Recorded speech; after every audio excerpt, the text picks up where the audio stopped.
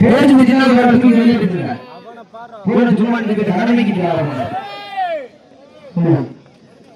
நேரங்கள் நெருங்கி விட்டன, காலங்கள் கடந்து விட்டன.